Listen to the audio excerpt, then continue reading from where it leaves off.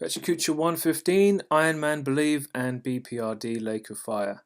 The irony of this is I just read all of the Hellboy comics and I didn't think to put it in the title, but then I did it last week and I kind of want to talk about it in passing because I don't want spoilers, although that's kind of hard. I did a daily sketch. That's probably Yoshimitsu. It may or may not be. His appearance changes twice per Tekken game, and he's in what's he in? Soul Calibur as well. I used a airbrush, not a very clever thing to do a sketch in. I think it was not so bad, quite slow. I did a graphic design portfolio update this week. I wanted to just find stuff like this.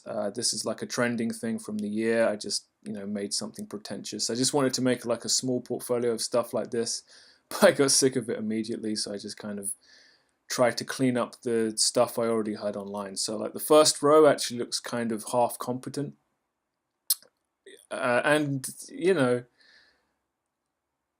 I'm okay with this representing me because this is old work and it looks semi-professional, unlike the row beneath, which is you can kind of see it getting more studenty and not very clever. Like I think using block black isn't something you should be doing in like magazine layout. The White Room poster was all about being in black and white, so I don't think there's any way around that because it was some film noir stuff. But like that Smint, the way I used that picture is just cheap and lazy, and it was intended that way, but that was because I had a chip on my shoulder. So Hellboy, I have, as far as I'm aware, read every issue of Hellboy. I've got the Omnibus collection.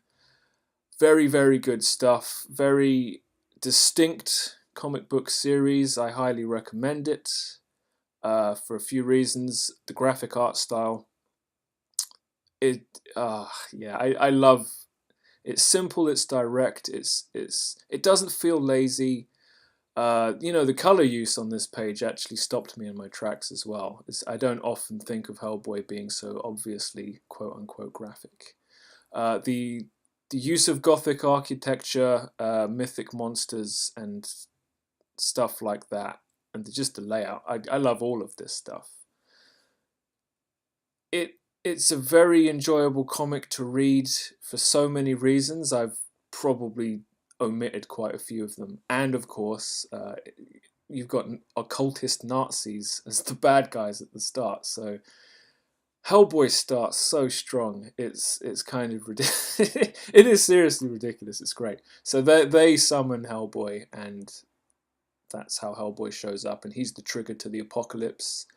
But Hellboy also consists of an awful lot of like one-shot single stories, like this one where him and I've forgotten her name.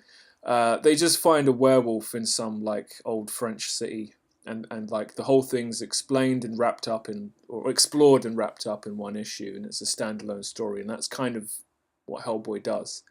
I can't say any more about spoilers. BPRD continues after the events of Hellboy, and picking up whatever I can find in the library on that. The apocalypse has been triggered. It seems to have very little to do with Hellboy, because Hellboy doesn't actually contain those events.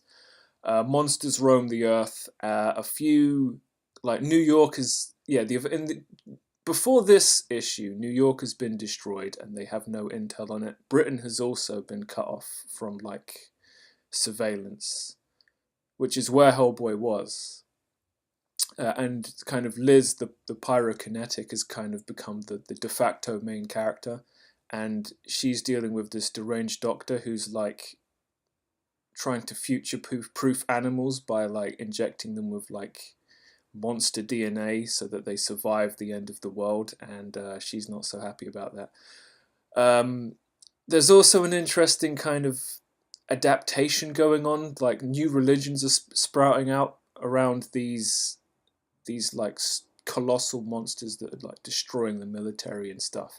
So like the human races are doing what it does best, and it's adapting even to the end of the world. It's interesting stuff, but it's kind of a small part of a very large story, so it's awkward to talk about. Ironman Believe is a series of comics with a kind of plot points connecting them, but much more insular, and this is what I would call kind of mid-range Ironman. It's not spectacular, but it's not hotshot. Well, it's not terrible. You know, he comes up against this group of dudes wearing suits who like want to call themselves Knights of the Round Table. They're silly bitches, but they're part of a larger plot where the extremist technology that one of Tony Stark's genius friends worked on got stolen, and within the confines of the trade paperback, Tony Stark uses modular Iron Man designs. So he has to make plans using specific suits and then hold himself accountable based on his decisions. And it shows an interesting level of kind of character development. I quite like that. But there's this bizarre issue where he's up against these occultist, superpowered women, and he like this iconic picture of him like laser shooting runes to protect himself from these women who are literally powerful enough to rip him out of his suit and kill him. It's a bizarre juxtaposition for Iron Man. It is worth noting that Greg Land is the illustrator of pretty much all of the issues. Pepper Potts makes a joke about Tony Stark having a low opinion of women. Do we all look the same to you?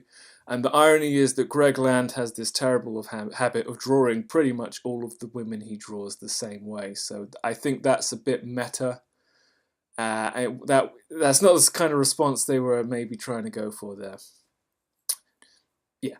Sad Clown of the week goes to Pepsi Max because they think that they can take Coca-Cola's de facto crown of being the Christmas soft drink. I'm pretty sure, and this might be more urban legend than verifiable fact, but I'm pretty sure the reason Santa Claus wears red is because of Coca-Cola. It would take nothing short of like a generational paradigm shift for Pepsi Max to become the drink people order in bars and nightclubs when they're too lazy to think of what they want to drink and they want a soft drink. I could do a Pecha Kucha on this, but let's be honest, no one cares.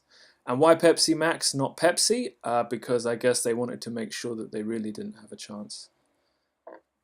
Whatever. Right, so that brings us to the end of Pecha Kucha 115, and I will see you next time.